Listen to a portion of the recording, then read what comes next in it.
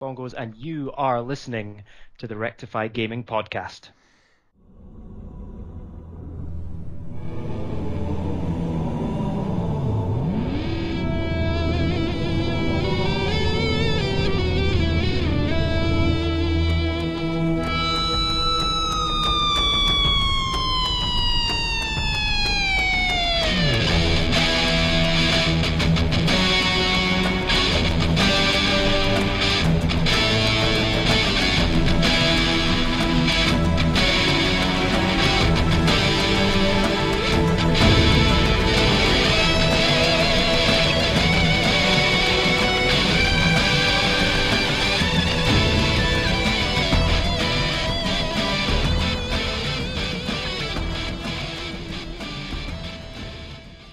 Hello everyone, this is TieBoy17 alongside Beetle Comet and Envy, and we have a special guest today, Graham Boyd, who is known as Acey Bongos. So, let's start out this podcast like we always do, and we'll start out with you, Graham. What games have you been playing lately? Oh, good question. Well, I've just moved house actually, Nice. so it's been a bit weird from that point of view because I haven't had Wi-Fi or internet connection in the house, which has been horrific. Oh gosh. It makes you realise just how much, actually how many devices in your house are connected to the internet these days. So, but let me answer your question properly. So, because of that, I've been playing more games with my son Finlay, who's 4, which will give you a sense of the type of games we've been playing together. It's not Call of Duty, not Dying Light. We've been playing a lot of Minecraft, and he's obsessed with Disney Infinity 2.0. So that's sort of my most played game at the moment, and it's also the most amount of money I'm spending because of those little figures. I can't stop buying them. Also, what games are you excited about coming in for 2015? I think about that. So what am I excited about at the moment? Oh, so Forza 6 I think is. I know it's a little bit further out, but that's a big... Oh, it looks great. I love Forza. Absolutely loved Forza Horizon 2. I was just actually in love with that game. So definitely keen on Forza.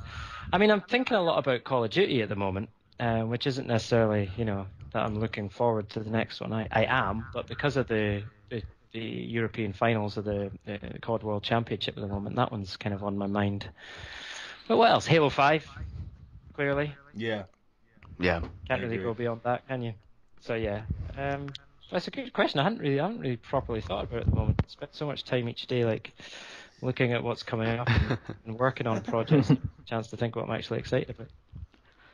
So, what about your favorite game of 2014? Horizon 2 is definitely up on the list there.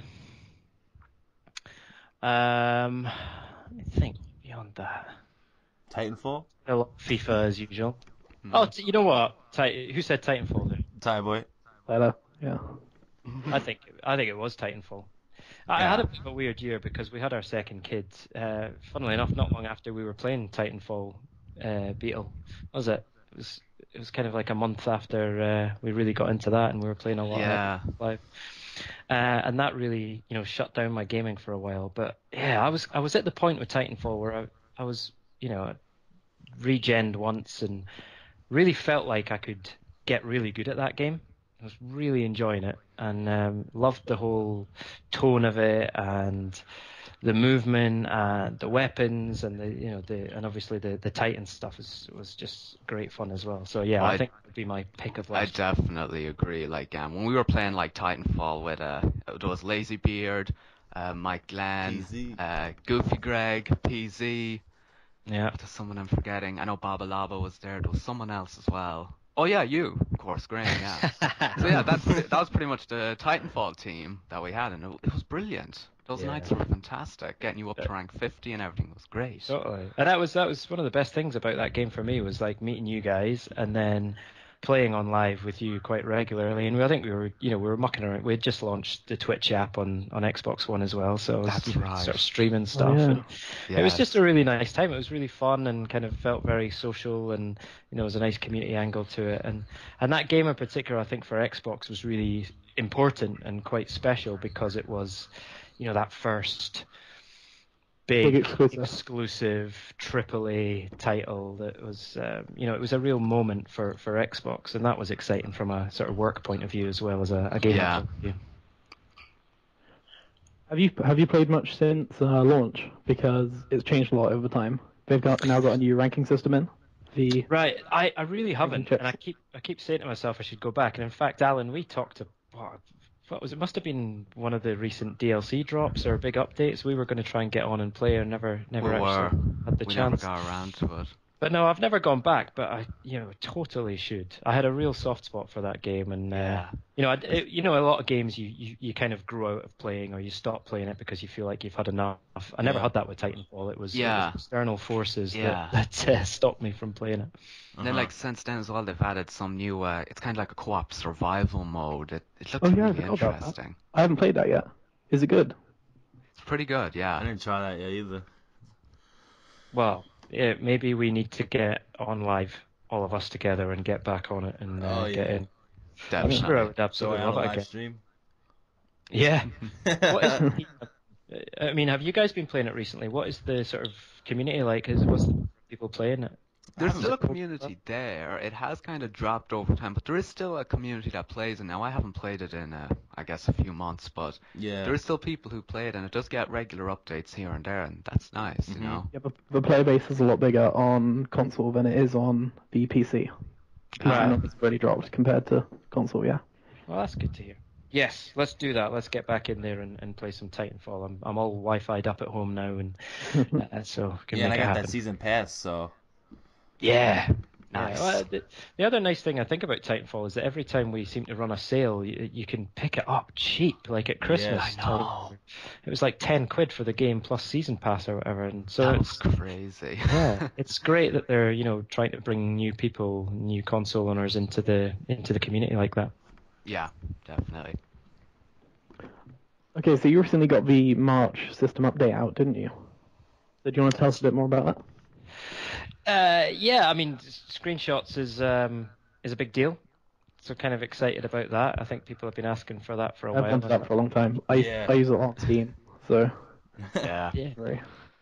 yeah. So that's that's exciting. And I think it's I know PlayStation's had it for a while, so I'm not going to try and pretend that we're leading the charge on that particular thing, but I think we've done a lot of other things faster than PlayStation has, or earlier than PlayStation. That's true. Yeah, that's really true. And I think the updates, I think the updates really show that we are, continuing to listen to our community, and we really want to hear what everyone has to say and ideas that they have and improvements that they want to see.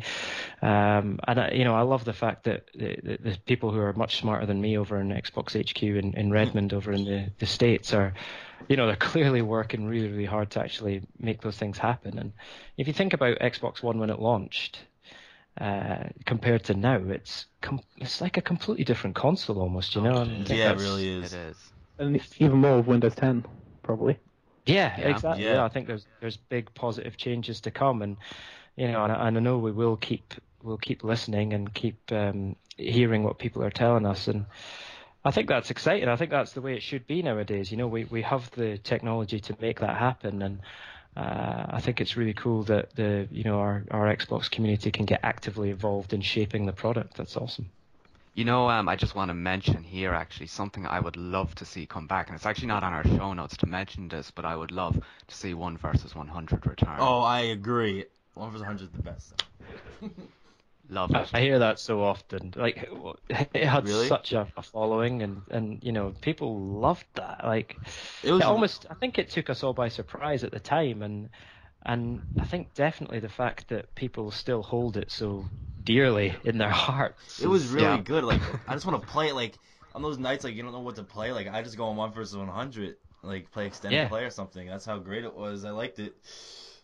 Well, that I feel really bad for saying this, but I never played it. it was so fun. It was that sort of schedule. I never got around to it. Helped, didn't it? It was the fact that it was, you knew that at that time something was happening, so it was kind of, it did drive you to get involved. But let me tell you, you might not have known this, but again, when was it? Was it 2009? Yeah, 2009 it came out. 2009. So at the time, we were just starting to muck around with Twitter as Xbox, a brand. Yeah. and trying a few different things out. And we launched a 1 versus 100 Twitter feed. And at the time, it was actually me that would sit on that Twitter feed at night and be the voice of 1 versus 100 on Twitter. And it was great fun Really? because Nice. I would sit down and watch the show, the live shows, and kind of comment on what was happening. And it was brilliant fun because you could have really good banter talking about the people that were featured at the time, the 1 and the 100, and it was great fun. Happy Yeah. days. I remember it was Christmas Day 2009. I was the one. That was Oh, pretty yeah? amazing. Yeah. In the That US, was it's hard to incredible. get the 1. Yeah, I'll bet. What did you win, Alan? What did you get? I just got 600 Microsoft points, mainly because I wanted to leave with something and I didn't want to lose. I was like, I'll go home early and leave it at that. Yeah, that Right. 10,000 was like impossible to get. Oh I remember I was That the wasn't mob a few difficult. times. I actually made it to like 5 rounds. I was like, whoa. nice. Yeah. That's cool. God, no, that's a long time ago now, isn't it? That's like Yeah. 6 years ago. Like, Wow. yeah, around like the Xbox One reveal, Phil Spencer talked about it on Twitter. Haven't heard much from him though. I remember. Yeah. Right. Okay. Yeah, I remember like they talk about it, but I don't know. Well, So no news on it, I'm afraid. I wish I could make your dreams come true, I but know. nothing about that one. Yeah. So we saw you doing the Xbox UK Twitch with Joe Brammer.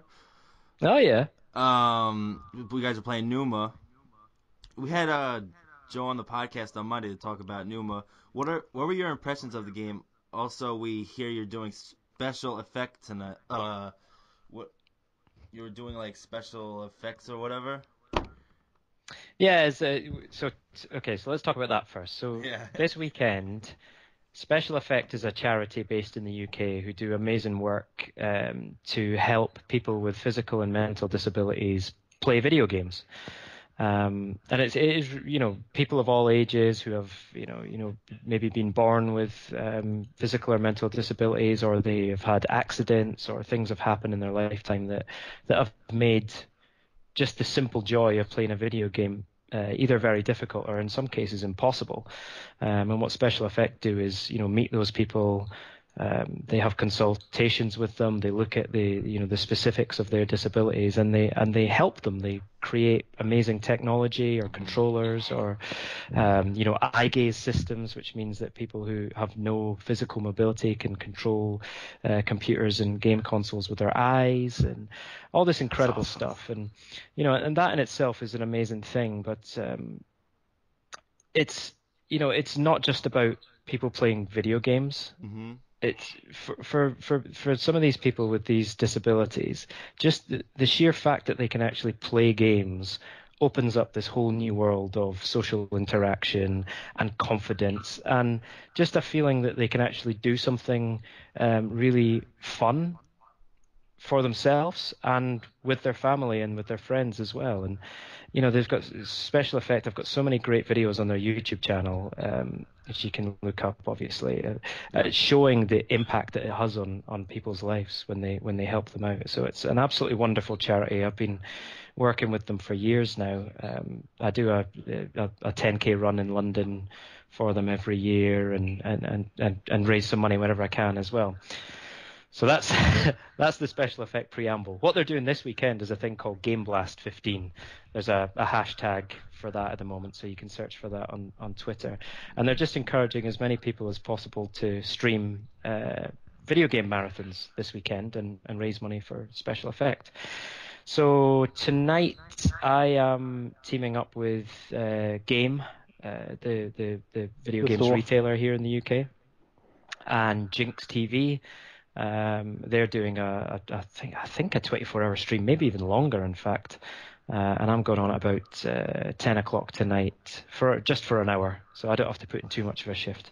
But just to support them there, and we're going to take Scream Ride along and Roundabout, which is on their new Idea Xbox title, which is a ton of fun.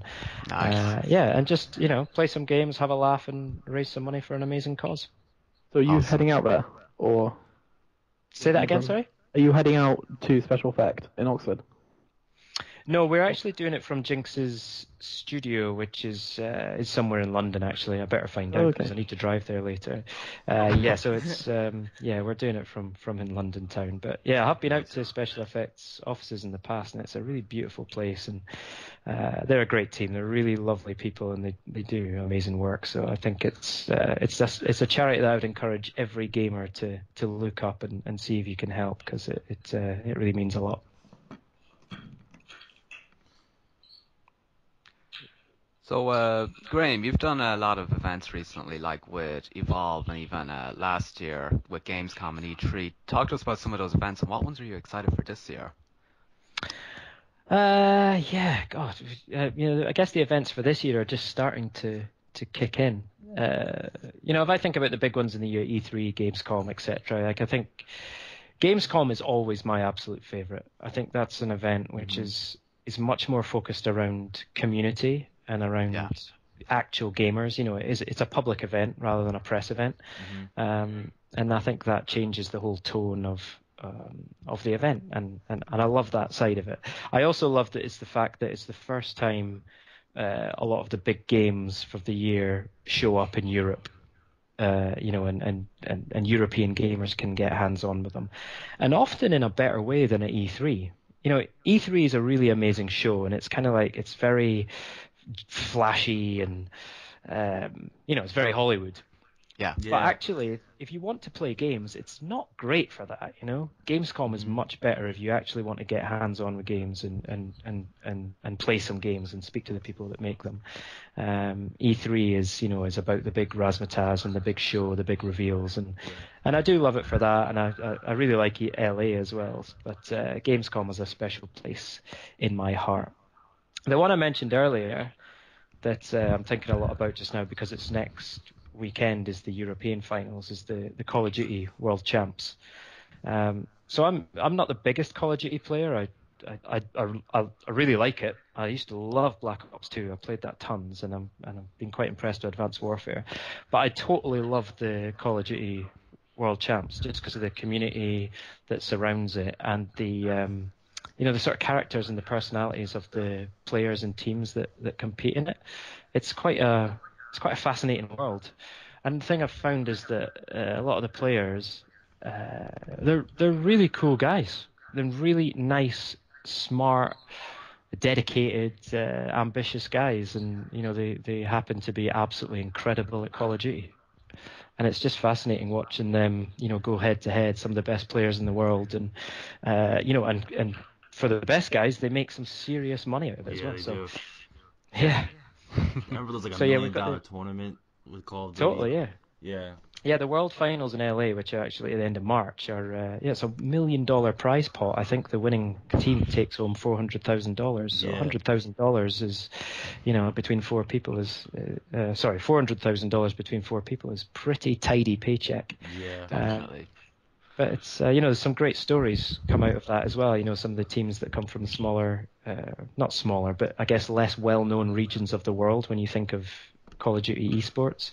And some of the stories that come out of that is great. So yeah, looking forward to the European finals next week, and then going out to LA for the Worlds in the end of March. Yeah, and then we'll see what else comes up over the course of the year. Eurogamer is one I missed last year because I was over in the States, and that's a great show in the UK as well. It's a great show. I go every year. Totally. And again, much more community focused. It feels like a place where you go and you meet gamers, and you can form friendships and build community that way. So that's really cool. Actually, speaking of Eurogamer, Rezzed is in a few weeks as well, isn't it? And yeah. Again, I'm not going to be able to make it, but I believe we have a pretty hefty Idea Xbox presence at Rezzed. So, if you're into indie games, yeah, you should give it a look, because I think we'll have a good showing there. So thinking about the upcoming year, where do you see Xbox going as a console? So including like sale numbers and features. Well, I think we're feeling pretty good about where we are right now compared to where we've been in the past. I don't think it's any secret that we had a fairly troubled first year, I would say. We had a lot of challenges to work through, and I think some of the changes and updates that we've made, and some of the things that we did to respond to feedback from our community, have put us in a much better place. I think Phil Spencer is a wonderful person to have at the head of Xbox, because I think he really has gamers' interests first and foremost in his mind and in his heart. So I think that's great, and I can see him driving Xbox onwards to a really good place. We've still got a lot of work to do, but I think we've got a great lineup of games coming. I think we had a great lineup last year, and I think again this year we'll have a really strong lineup of exclusive titles, first party stuff, and then great third party AAA titles as well. So Can't wait. And ultimately this is about games, right? Yep. True. And I genuinely believe that if you're going to weigh up what console you want to buy on the strength of the games you can play on there, then for me, Xbox One wins every time. Although I should say, I agree highly.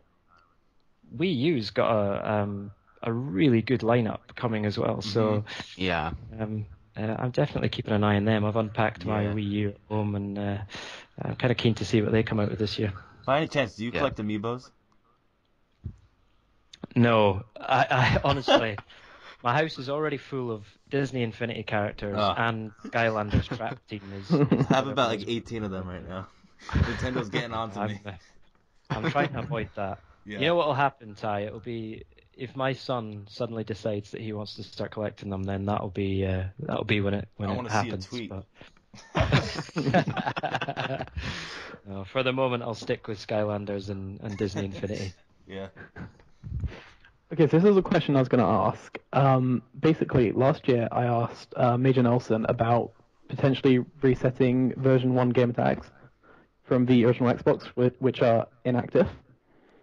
And I've been looking at game tag for a while, and do you have anything to say on whether you're going to reset unused accounts in the future? So Matt, I wish I could give you a good answer on that, mate, but it's something that happens in a very different department from where I work. And honestly, I don't know if there's reasons why we haven't done it in the past. I don't know what those reasons are, and if there's any plans to do it in the future, then I'm not aware of them. So sorry. I mean, I know how important it is to have that gamer tag that you've had before, or that you want. It's a big deal. So I definitely understand that, and I don't underestimate that. I'm sorry, I can't give you a good answer on it. Okay, that's fine. All right, so we actually got some community questions. We actually received. These are always the tough ones. We actually received a few interesting ones from Technofabulous on our forums, and he's wondering, how did you start your career with Microsoft, and has your role changed throughout the years? Yeah, good question, mate. So I started in the games industry as a journalist. I started on Computer and Video Games magazine, and then went to their website, which sadly recently was closed down. Oh. So that was kind of really sad. Yeah, it's the end of an era, because that's one of the longest running video games media brands in the world, if not the longest running. Definitely. And then obviously, because of was involved with it myself at the start of my career, it was a really sad time. So best of luck to all the guys who worked on that. I think they're all doing very well. But anyway, and then I went to Official Xbox magazine around the time that 360 was just about to launch. So I guess we're talking 2005. And worked there for a while and got to know some people in Xbox in the European team, and then the opportunity came up to join as a community manager at Xbox, and I jumped at the chance. It was I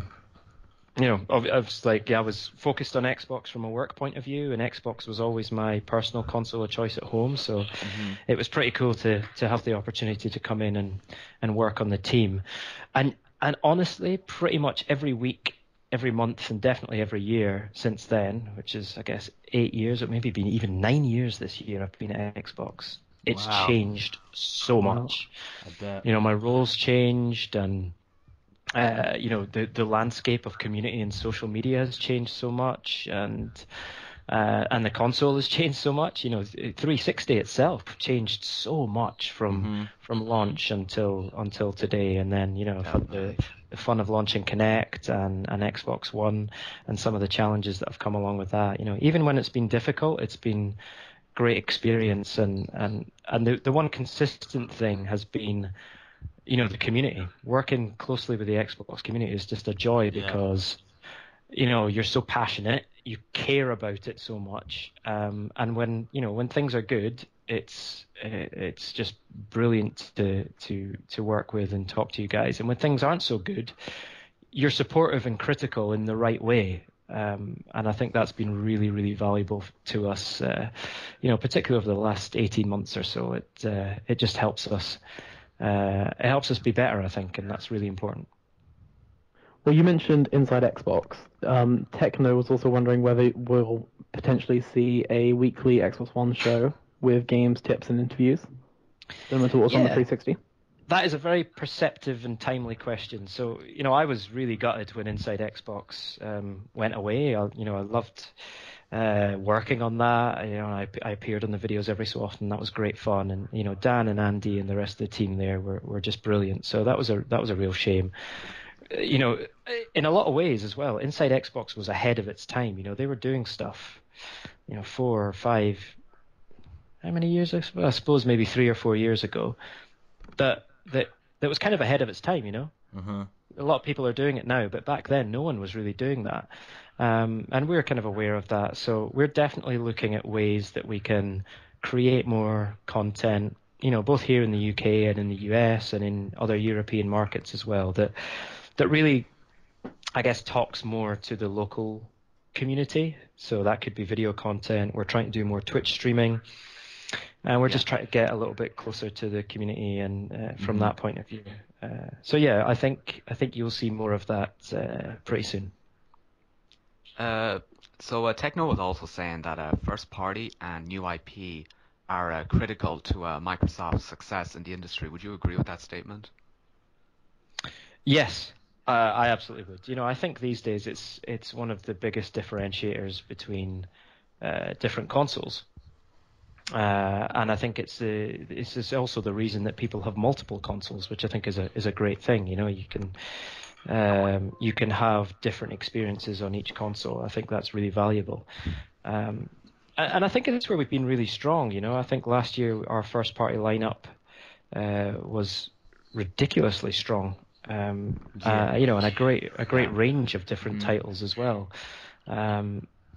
And you bolster that with all the big third-party titles that everyone loves as well. I think you've got a really great mix. So I do, and I'm hopeful that on the new IP side in particular that we've got some really exciting things to talk about in future. I honestly don't know, but I think we all internally at Xbox, we understand the importance of that, and hopefully we'll have more to share in the future.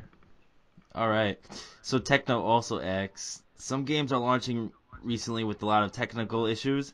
Do you think this is due to deadlines or not using the full potential of the hardware given? Do you think DirectX 12 could have an impact here? I'm going to be honest and say that I understand enough about the development process or about programming or any of those things to give an informed answer on that. The thing I would say is that I'm very grateful that we're in a world where we can fix things digitally. I grew up in the 80s and I was playing games in the 80s, and very often you'd go to a shop and buy a game and take it home and it just wouldn't work. Yeah. And there was nothing you could do about it. That was it. Or you had a game which loaded 20% of the time. You couldn't download a patch to fix that. That was it. That's just the way you had to live with it. Now I'm not making excuses for anything, and I think in an ideal world, every title that's released would be spick and span and working 100%. And I think we should have an expectation on that. But as I say, I'm really grateful that we can either fix things or we can improve things. Especially if that's based on feedback from the community and from gamers. So, Graham, do you prefer digital or retail games? I've always got a soft spot for retail, just because I think growing up, when I was young, you prized your game collection, your physical Mm-hmm. game collection, Yeah. and prized I was one of those kids that I had a bookcase in my room that was VHS tapes, my VHS tape collection. And it was as much about watching those VHSs as having them all sitting there. It was kind of that was a reflection of you, right? That was your collection, and you wanted to show that off. So I think that's maybe an old school approach, but I think I'll always have that, a kind of desire to have and hold something. But at the same time, I've really come around to digital in quite a big way, and I think Mm-hmm. the main reason for me is the ease of sharing digital games between different consoles and Yes. having that, your progress saved in the cloud and being able to access that wherever you are. So I've got a console at my desk at work and I've got one at home clearly, and being able to play my game collection at work and at home and access my saved games in both places without having to think about it, I think that's the way it has to go, and I think that's good for gamers. And our last question from Techno is, who would you rather play a game with, Phil Spencer, Larry Herb, or Bonnie Ross? Wow, Our that's a Tom good Matcher. question. Hmm.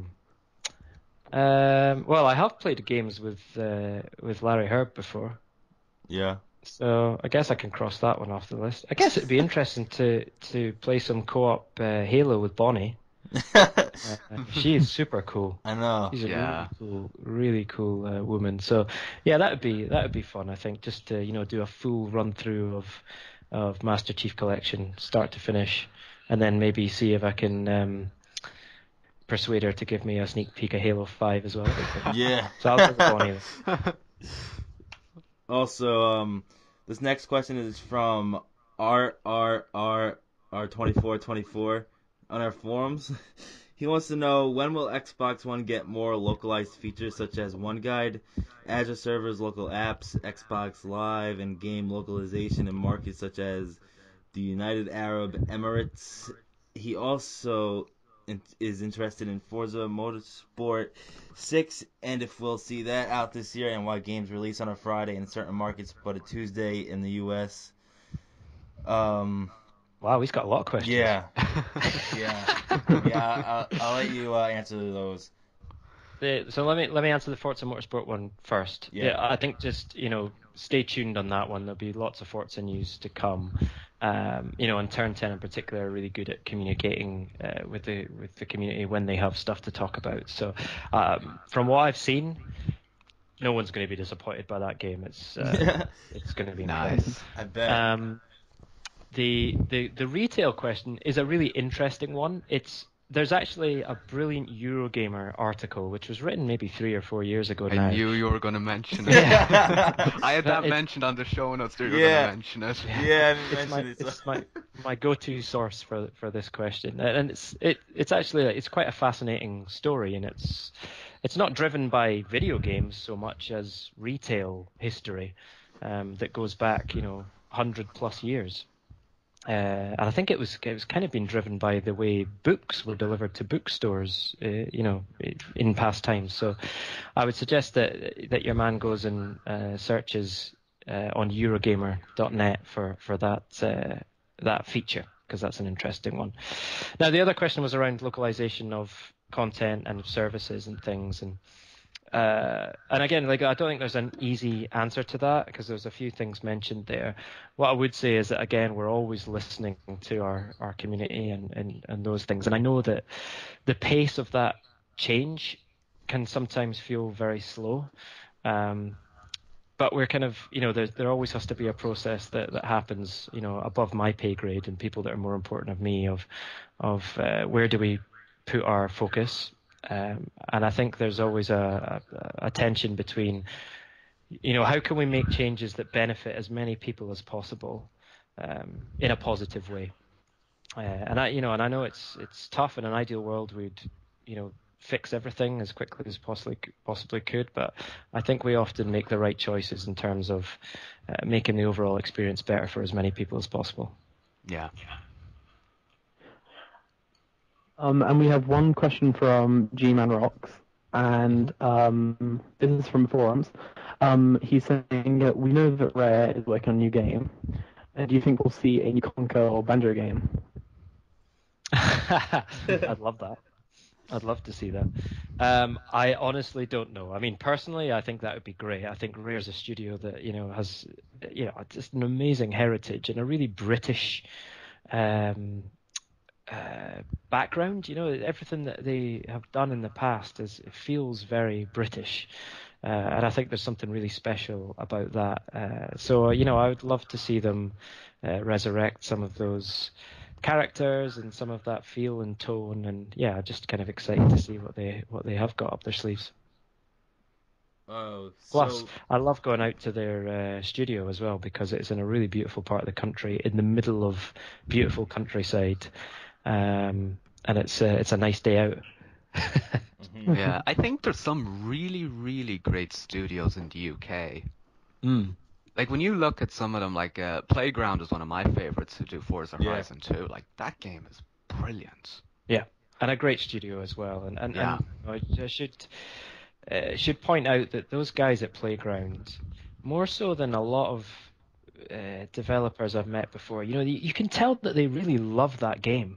Yeah. It's like they really care about it, and they're very keen for people to play it early. They want people to get their hands on it. They're not protective of it in that way, and I think that shows that they've got so much confidence in what they've produced, and they feel really loving of that title. And I do think they do great work, and they're really, really nice. It's a really nice team and a great group of people there. So I've got a lot of time for Playground. Yeah. Also on those are all the community questions, but so I've been talking to Technofabulous on Twitter, and me and him were discussing who should ask this, who should ask this. This has nothing to do with gaming, but we seen you at E3 like last year with Larry Herb. Me and him want to know what kind of head shiner do you use? What do I use? Sorry. Head shiner. Oh, very good. Very funny. It comes naturally to me. I don't need to use any product there. It's all natural. Yeah, that was like on the joke side we were talking about. Yeah. Hey, it takes a real man to have a shaved head like that. Yeah. Let's go tell Larry that. Imagine, oh my goodness, that would be good, wouldn't it? Try some fit where we shave his head. Oh yeah. I seen him at PAX East last year. Yeah. Did he have a? I saw him at the panel last year. It was pretty awesome. I wish Graham was there though. Oh, thanks. No, Larry's brilliant. Larry is awesome. Yeah, it'd be good to see him. Probably be around D3 time the next time I see him, but hopefully we'll get a chance to work together there. But he's brilliant. He's a real Xbox man, and really cares about the community. He's been here a lot longer than I have, and he's great. Yeah. Yeah. So Definitely. those are all the questions we have for you, AC. Thanks for joining us. It was an honor to interview you as a part of Rectify Gaming. My pleasure. Thank you for inviting me. I really appreciate it. I hope it was entertaining. Yeah. It was brilliant. That was really good. Questions. Thanks.